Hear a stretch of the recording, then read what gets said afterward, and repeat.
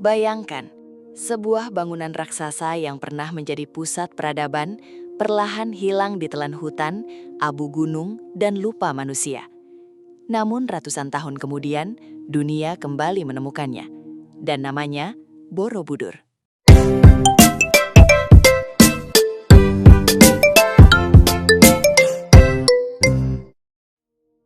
Di tengah kabut pagi Magelang yang tenang, berdirilah sebuah mahakarya batu yang tidak hanya dibangun dengan tangan manusia, tetapi juga dengan keyakinan, harapan, dan perjalanan spiritual yang begitu dalam.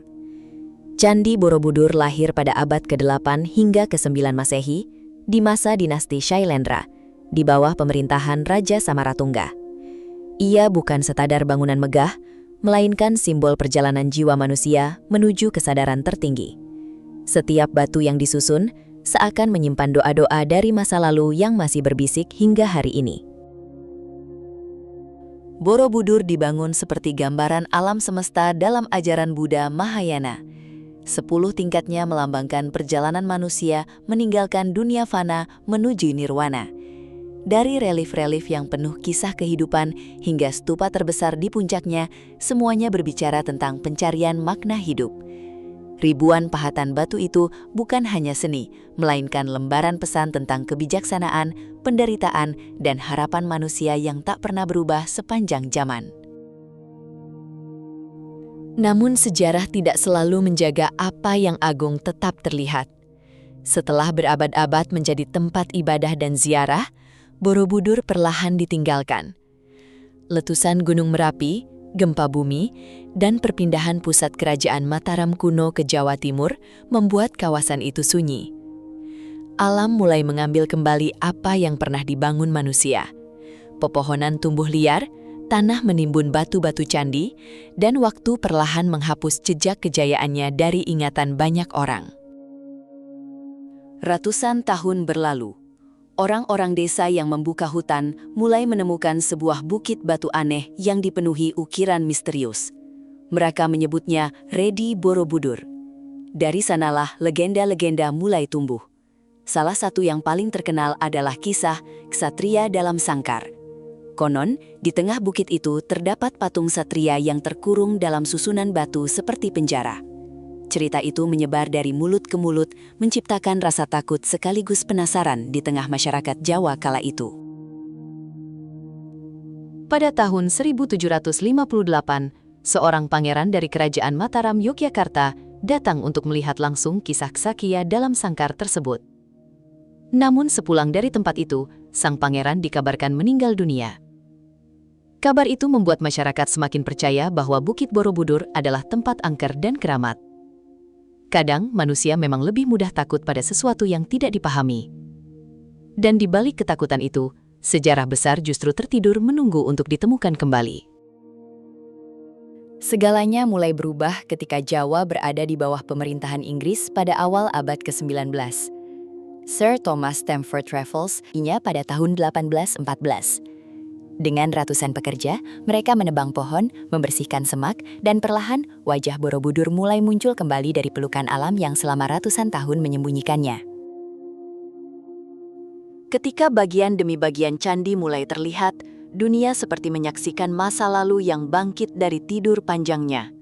Relief-relief yang selama berabad-abad terkubur kembali menyapa cahaya matahari. Stupa-stupa batu berdiri diam seperti saksi bisu perjalanan waktu. Pada tahun 1835, seluruh area candi berhasil dibersihkan dan diekskavasi. Seorang insinyur Belanda bernama Hartman melanjutkan penggalian lebih dalam, menemukan sisi-sisi tersembunyi Borobudur yang membuat kekaguman dunia semakin besar. Memasuki awal abad ke-20, Borobudur kembali menghadapi ancaman kerusakan. Hujan, erosi, dan usia membuat struktur candi rapuh. Pemerintah kolonial Belanda kemudian memulai pemugaran besar di bawah pimpinan arkeolog Theodor van Erp pada tahun 1907 hingga 1911. Batu demi batu dibongkar, diperbaiki, lalu disusun kembali dengan penuh ketelitian. Sebab, menjaga sejarah bukan hanya tentang melindungi bangunan tua, tetapi juga menjaga ingatan manusia agar tidak hilang bersama waktu. Namun perjuangan itu belum selesai.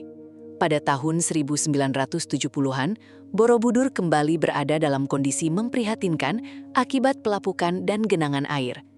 Pemerintah Indonesia bersama UNESCO melaksanakan proyek pemugaran terbesar dalam sejarah candi ini dari tahun 1973 hingga 1983. Seluruh struktur dibongkar dan diperkuat kembali dengan teknologi modern.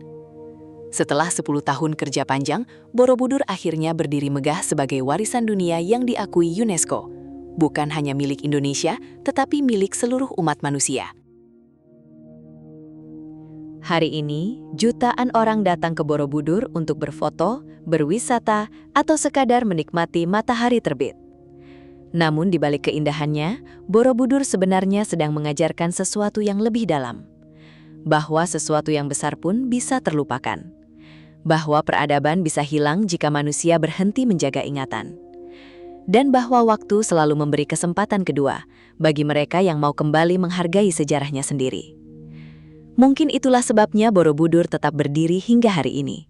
Bukan hanya sebagai bangunan batu, tetapi sebagai pengingat bahwa manusia pernah menciptakan sesuatu yang begitu indah, lalu hampir kehilangannya selamanya. Sejarah seringkali bukan hanya tentang masa lalu, tetapi tentang siapa diri kita hari ini.